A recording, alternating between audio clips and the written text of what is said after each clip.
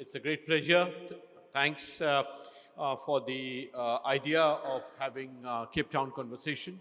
And this is an extremely important panel in the day where we are going to take the idea of Global South forward.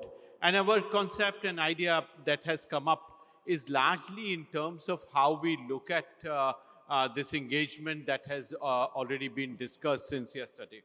We are also trying to see how the whole concept of Africa joining the G20 table able to contribute, and also thinking in terms of how the change, how the performance, how the larger architecture, the financial architecture, the economic landscape that we are talking of for the global south would change.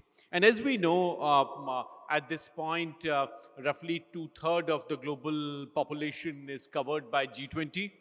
Around 85% of GDP G20 covers, and 75% of global trade. But with addition of AU on the table, we expect the population coverage would go up to 77%. GDP would go up to 88%, so 3% addition in the GDP. And the trade share almost same percent, so it would be 78%. But the population coverage would jump almost from 60% to 77%. So a large number of people would be benefited, and a large gain we are expecting in terms of how this would deliver. As the Kenyan president described this as Africa's voice, visibility, and influence. And the idea is that the AU's addition would bring in this. The reality is that Africa is bearing this disproportionate burden of impact of climate change, and that I think would be extremely important. The challenge here is also in terms of AU's preparedness. To what extent AU is prepared to play that role with the institutions, what kind of knowledge institutions, how do we bring in coherence, how do we bring in experiences that we have seen in the past. And as we all know, Africa has played an extremely important role in terms of coping up with global financial crisis.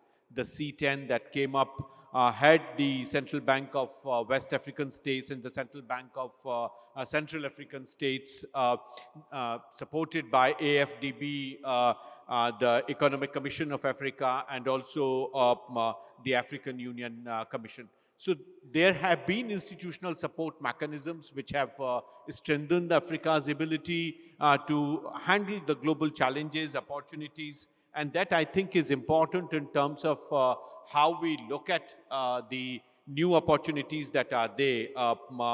As we heard the AU President Azali Assoumani, in terms of bringing in the larger investment opportunities, the larger opportunities in terms of bringing in more employment, more responsible resources, and also his call for having internal investments in Africa.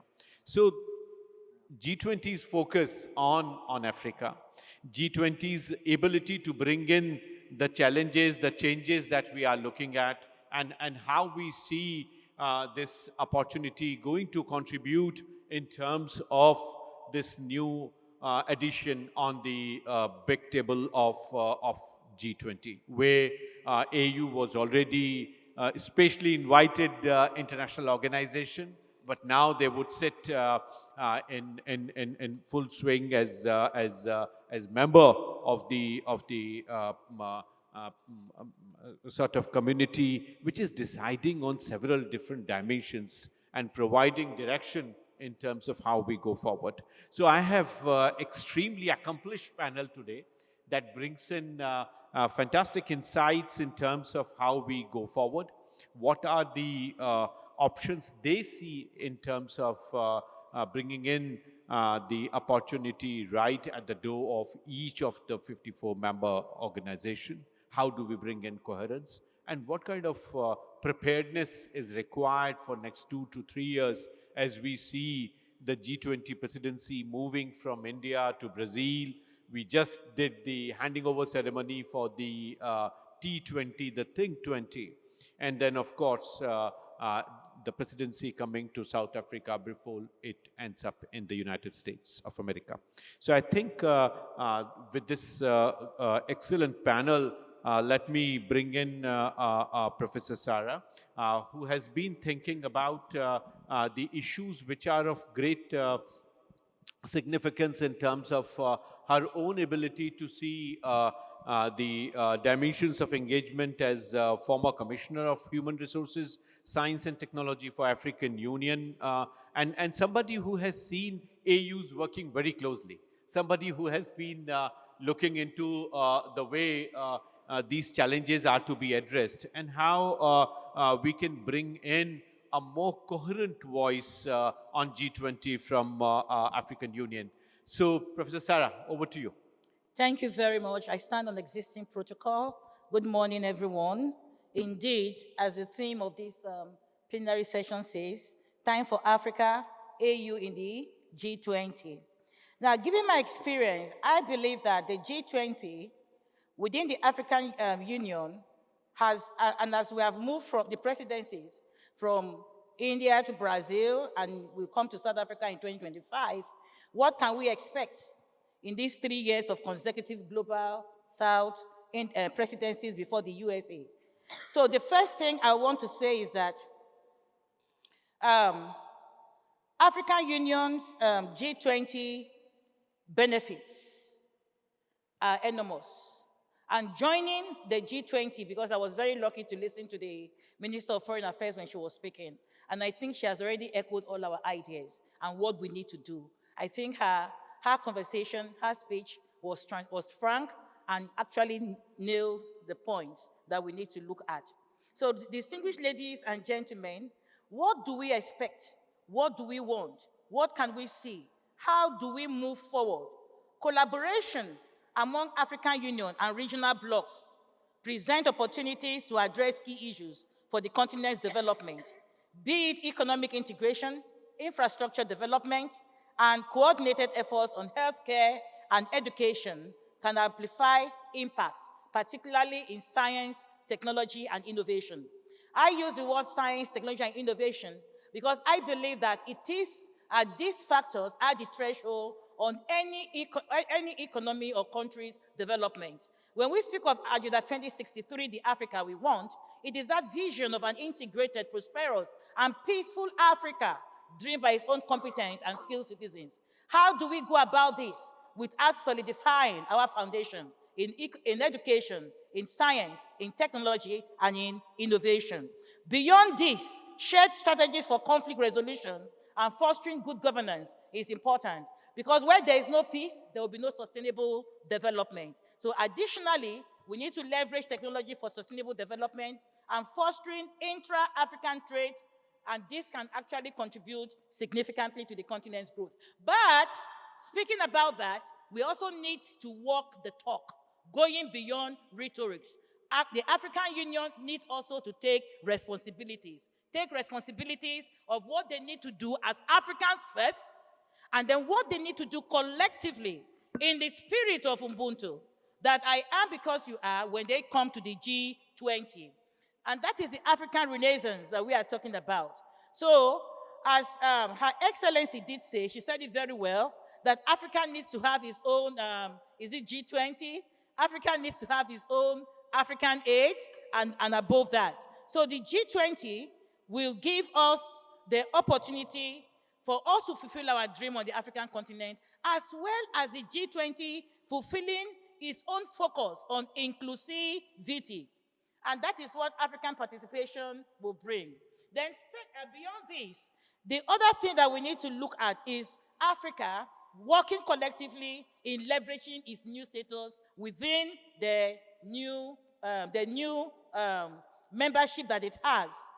And this can be articulated well. In the African Union Commission, we have 6 departments. These 6 different departments speaks to the challenges we have in Africa.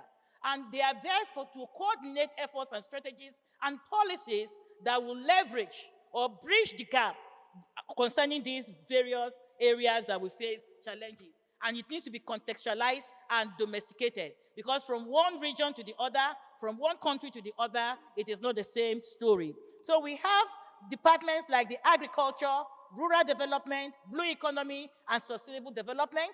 We have economic development, tourism, trade, industry, and mining. These two departments were restructured during the 2021 reform of the African Union. And then we have the infrastructure and energy, we have education, science, technology, and innovation, health and humanitarian affairs, and political affairs. And when you look at all this, they are all areas that we find the G20 working on to promote sustainable development in the global world. So the African Union coming to join the G20 now is a welcome intervention, because before then, only South Africa represented the continent in the G20. But now, 55 member states are under this, and they will function very well. Thank you.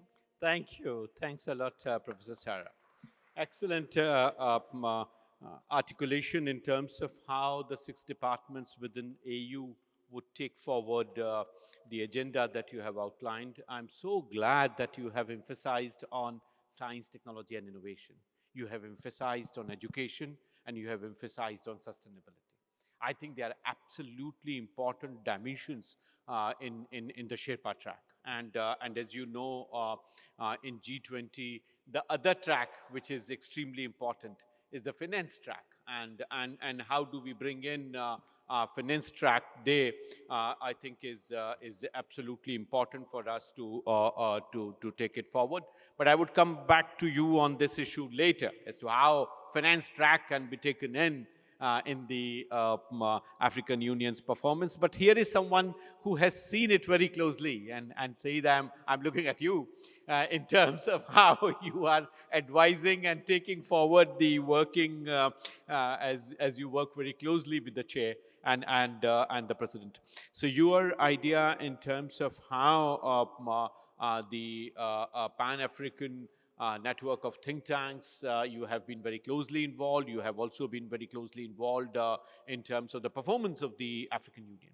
So how you see, say, this dimension getting shaped, and how the delivery would actually happen? Can I turn it to you now? Thank you.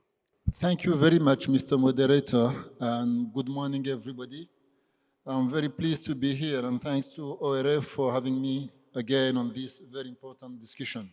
I would like first to thank the Indian government for helping the AU on this process. It was very difficult.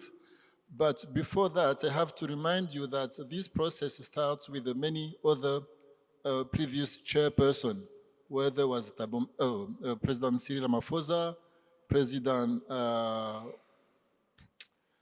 Tshisekedi, and then Macky Sall. All of them went in the same path to make sure AU became full member of the G20.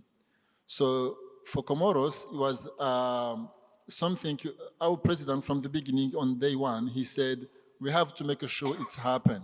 So what we did is he divide the 20 member, as you know, is 19 country and 1 AU as a general organization. So we focus on the country. We didn't make sure they will fully support us. And he sent a special envoy, and we work with all of them. So what was very surprising is we always receive a very warm welcome and very, when I say agreement, we will fully support you. Then my question is, why we took so long to fix this unfair situation? We should be on the table from the beginning. We have more the resources. We have the population.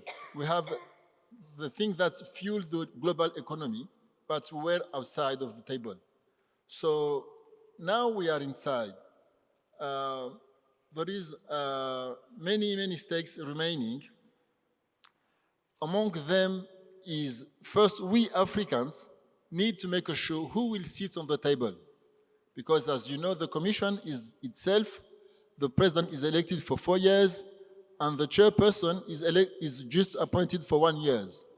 So we have a huge conversation on should we let the commission lead or should we put the president?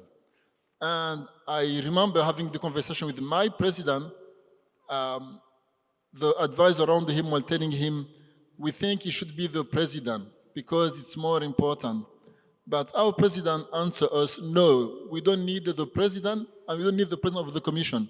We need a special envoy who can be appointed for 2 years and focus on this mission. It's very important to make sure we have someone who will be dedicated to the G20 and make sure he deliver. Because every time we have a promise from the North, every time, whether it's about the debt, it's about development, infrastructure, healthcare, but it's very hard to deliver. So for our president, and I think that needs to be shared with everybody within the African Union, we should not appoint the president of the commission, neither the chairman of the conference of the president. We should find someone who will be dedicated on this and make sure he delivers. That's the first important point I think we need to make sure it's happen. Then, I think becoming member of G20, we were very pleased, but it's just one fair situation we fix among many unfair situations that need to be fixed very quickly. And as you know, if we talk about the financial architecture, the SDR, the special drawing right, Germany itself has the same right as the whole continent in terms of editing those special rights. So it's not fair. We need to fix it. It's not sustainable. It's not about justice. It's about just to make the mechanism work. If we don't fix it, Germany itself cannot have the same rights as 1.4 billion people. We need to find a solution. That's one point. Coming from an island, we have a very important issue on climate change. Climate change, blue economy, it's very important on the agenda.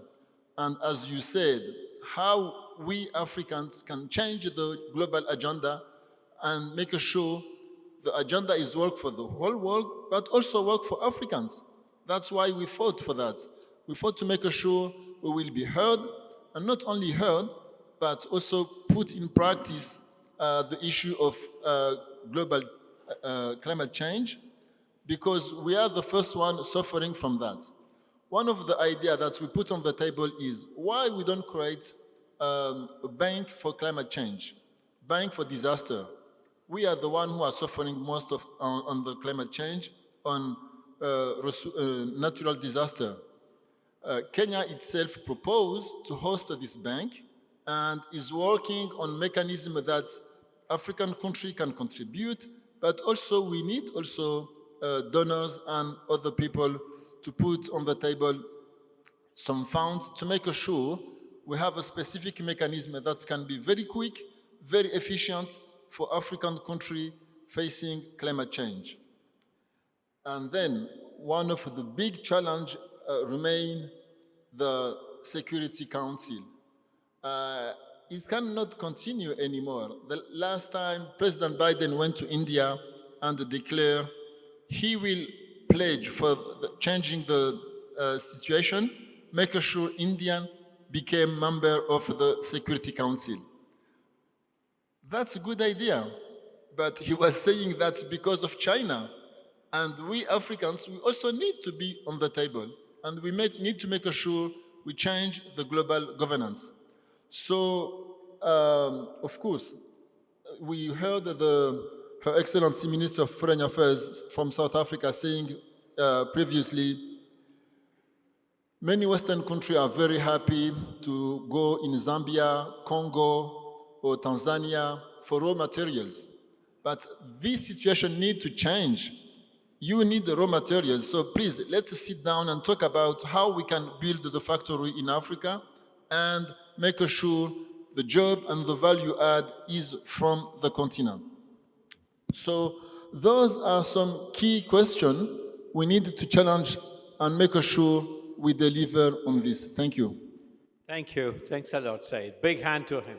I think you have made very important point, both in terms of the internal governance that is required and the idea of having specific responsibilities, but also AU navigating this crucial balancing act that AU would have to do as a member.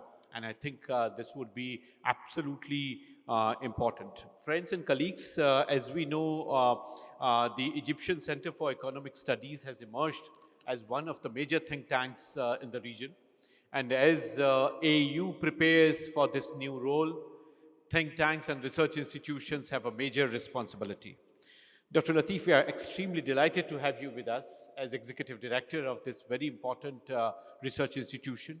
Your own specialization in the realm of finance is extremely important, something that I was mentioning to Professor Sarah on how we see delivery by AU both on Sherpa track as well as on finance track. And here we see your role and your idea in terms of how the financial architecture can be reshaped, and in what way you see this role being addressed by African Union. Hello, everyone. Good afternoon. Thank you for inviting me to the Cape Town conversation. It's a pleasure to be for the first time in this beautiful country and in this beautiful city. And before starting, I want to thank Her Excellency, the Ministry of Foreign Affairs, on her position towards Palestine. As an Egyptian, Arab, and an African, I was very touched by the correct position there. Okay, let me, before answering the question specifically about the finance and the financial architecture and the role of the EU, let me start by saying that Africa joining the EU is a very big win on both sides. This was already mentioned by my two colleagues, but let me be very specific. What does G20 bring to the EU? A lot. The G20 is supposed to be, under the present system, the platform for solving problems, setting the rules of the game, and definitely, instead of being in the periphery on meetings, being an actual member makes a big difference. Putting the rules of the game is more beneficial and more important for the smaller countries than the bigger countries. Thus, its entry is important for Africa. Africa brings a lot to the G20. Okay, for starters, it brings more legitimacy for G20 because of the regional representation.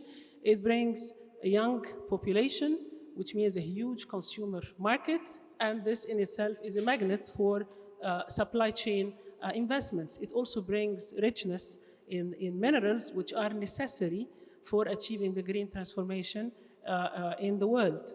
Okay, and so this is actually a very big plus. So it's a win on both sides, and it was demanded and requested many times before. All right, on the finance part, in order to answer your specific question, and whether the EU can have a role in changing the financial infrastructure, there are some efforts in that direction right now. I think the answer to that question lies actually at 3 levels, and it's very important to see them this way, otherwise it doesn't work. Level 0, which is necessary, the EU cannot make any difference anywhere if it does not have its own positioning in the G20. Okay, not just being a member by name, but being a member by action. And being a member by action means that it needs to have a common position as a continent. And that's not very easy. That's a big challenge of arranging the house inside, because there is a conflict between the national interests and the regional or continental interest. As already mentioned by Dr. Sayed, islands are different from continental countries. Landlocked countries are different from the coastal ones. Developed countries are different from the less developed ones, which do not have access to electricity or access to clean cooking. Those differences are huge. It's important to have a good leadership, but it's important to support that leadership, to have discussions, internal discussions, in order to have a common position that makes the EU capable of making any difference inside the G20. Without the common positioning, it will not be able to move forward. And I hope that Africa surprises the world by actually doing that.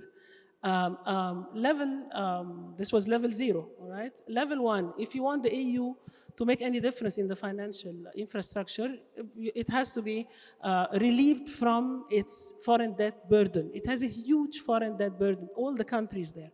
And I'm not talking about the burden of debt to China. This is a commercial one. I'm talking about the debt to the World Bank and the debt to the IMF. This can be actually cancelled because the continent has been um, used, let's not say abused, I'll just say used, by the rest of the world forever, okay? And we all know the situation with the climate, that we're contributing no more than 3% of the damage, but we are subject to all the ills related with the climate deterioration. So this is level one. Level two, and it's really the most important and the most critical, and I'm being very blunt because I'm an economist, I'm not a politician, all right? So this is how I protect myself. I don't think the EU or anybody else, okay, can make a change in the financial infrastructure, okay? Because the change in the financial infrastructure that's being discussed by everybody is taking place within the existing economic system, within the present multilateral system. And it really doesn't make any sense that you are asking the very same institutions that have advantages because of their position to actually personally and on their own step back, okay, and give more for the others. It's not going to work, okay? So neither the EU nor anybody else. The EU can and should play a role if it is ready, but because of this, it's not possible. What is needed, seriously needed, is a complete change in the present system. The present system is like a small box where you are trying to fit an elephant. And the elephant is everything that's happening in the world. The IMF, the World Bank, cannot continue to operate on a voting system that based on the amount of money that is put as share. The Bretton Woods Agreement, which took place after the Second World War, cannot be the one that is guiding the world now. It's completely different. The Global South has 80% of the population and very highly developed countries of their own. So it needs a serious change. This is the precondition for any change in the financial system. Thank you. Thank you. Thanks a lot, Dr. Latif. I think you have captured the large essence and also have highlighted the limitations that are there for the kind of changes that one may envisage and how we go forward in terms of both bringing in rigor in the intervention that the presidency may require at that particular point, but how we bring in the international financial institutions shaping this trajectory for such a change. I think it's absolutely fascinating. Let me now turn to Anita. Can I add one word, please? Because I think it's very important. I hope that the G20 in Brazil actually will be able to make a difference in that, because the changes in the international system needed, someone with the guts of Lula da Silva is the one that can push forward this. And we heard all the three great voices from the T20, and they have similarly emphasized this. I think it's great. Anita, you have been somebody who has been very active on environmental issues, both as a very consistent, committed thinker, but also very action-oriented. I wanted to ask you, what would be your recommendation to African Union as they occupy this position? How you view both as a demographer, but also as somebody who is absolutely fascinated with this idea of sustainability? Thank you very much. First of all, I would like to acknowledge the role that the most affected groups, and that include youths and women and children, play in shaping our collective future, and that's in the African continent.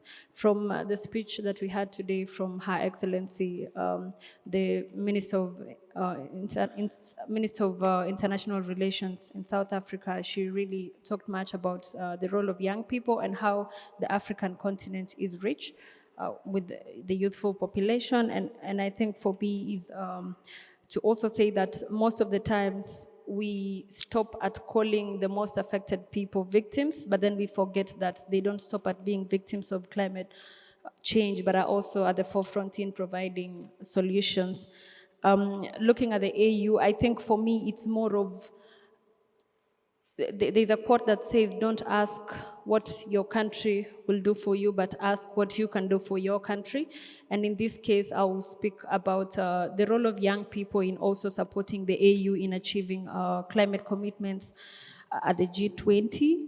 And citing the previous the just concluded inaugural Africa Climate Summit in Nairobi, where young people came together to organize an African Youth Climate Assembly. that was not coming to ask the leaders about what they want to do for the youth, but literally to showcase the innovations that young people across the African continent have. And that way we were able to bring the president of Africa Development Bank and the president of the Republic of Kenya for them to have an engagement with young people. And we presented a youth declaration that was mainstreamed at the president's declaration, which the ask to the AU was basically to mainstream gender issues, to mainstream youth in their climate discussions. And that will still remain the same, is to make sure that the AU puts the communities that are on the forefront of experiencing what's effects of climate change on the table, because if they are not on the table, then they are definitely on the menu. We want to see the most affected communities being engaged, tapping into the indigenous knowledge and understanding how, for a very long time, even without involving them, how have they been able to build resilience and when it comes to adapting to the existing climate change effects. And another thing, of course, is to say that as we move forward, ahead of COP28, the African Women for Climate have also written what their asks are to the AU when it comes to mainstreaming gender in climate issues. So just to make sure that these are taken into action and into consideration, making sure that the most affected are really on the table of the discussions. Thank you. Thank you. Thanks for bringing in the issue of youth and climate change on table. Friends and colleagues, we had this excellent round with our panel. We have discussed what AU's addition in Africa in G20, making it G21, what kind of trade, GDP, population coverage it brings on table. We discussed about AU's own structure, the departments that are there that Professor Sarah explained. Said mentioned in terms of how this cooperation can go forward. He also emphasized in terms of the delicate balancing act that AU would do. We also heard Dr. Latif telling us about the financial architecture, the rules and the binding commitments that are there. And then Anita told us in terms of expectations of the youth and the commitment for climate change. We are left with few minutes now, and I would very much encourage if anyone has any clarification, voice, any concern, just please give your introduction and please be as brief as possible. Thank you very much for the panelists. I think it was a very interesting discussion. I believe that we, as African Union, as Africans, we need these relations with G20. We believe that it is a platform for us to exchange our expertise and to develop a platform of cooperation, and also an opportunity to explain our interests in this very complex world and how we could reshape it. But we have to be, I would like to be very sincere with you. We need, first of all, to do our own homework as Africans. And I think the lady has already said it, because the priority for us today is to develop a strong, ambitious, and prosperous Africa. We need to work for the regional integration schemes, because working together, we can move forward. And I think what was said by the lady, that she said exactly the same thing, that we need to work, to do our own homework, to build up this strong Africa. Thank you. And I will finish by saying that the most important for us, of course, is the creation of jobs, promotion of growth, but also to think how to change this multilateralism. Thank you. Absolutely right. Dot there. Thank you. Thanks a lot. Any other intervention? Any other observation? Thank you so much. My name is Camille Firmin from Benin, a member of the Global Diplomacy Lab. Thank you for this session. My first question is regarding how Africa as a continent is enabling the free movement of its own people. Because we are talking about conversation. And it's good for us really to challenge our leaders to ensure that the free movement of people in Africa is a reality, for us to be able to actively contribute to this kind of conversation. in the G20? Thank you. Yes, my name is Amor Maclang, Digital Pilipinas and Digital ASEAN. Between the 600 million people in ASEAN, which I feel does not have enough of a conversation with the African Union, I think we're like perfect lovers, twin siblings. Our issues are the same, and yet we don't feel like we have enough voice in the AU conversation. How can we change that? Thank you. Okay, this is the last one, and just please be as brief as possible. Yes, I'm Jules Samoti from International Red Cross. Thank you for the presentations. My point is, how can we implement all of this without stability, peace, and security on the continent? Because one of the presenters said we have many conflicts in Africa, which is true, more than 35 armed conflicts on the continent. How this can happen without stabilizing the continent? Thank you. Thank you. Thanks a lot. Let me turn to the panel, and Professor Sarah, let me begin with you. Thank you very much. I don't know, but as you're asking this question, the last speaker and the one that, and my brother who spoke about the mobility in Africa, there's only one song I can sing to answer that question. Emancipate yourself from mental slavery. None but ourselves can free ourselves, because we need to have ownership. The African passport is one of the flagship of the African Union. Yet, the Africans themselves, you go to certain countries, they don't recognize the African Union passport. That is one. Secondly, how do we stop these conflicts within Africa, among our countries, even within the countries themselves? How can we stop the divide, this segregation, them and us, etc.? It is us changing, having a mind paradigm shift.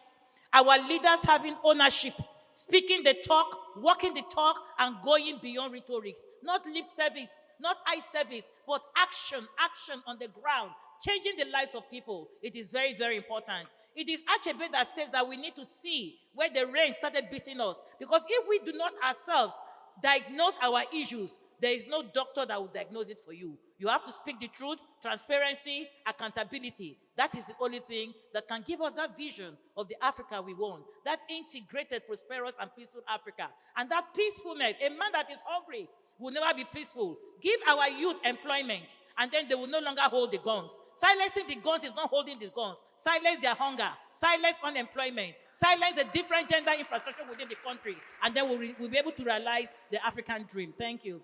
Thank you. Thank you. We are left with 1 minute, 47 seconds. Dr. Latif, may I turn to you now, please?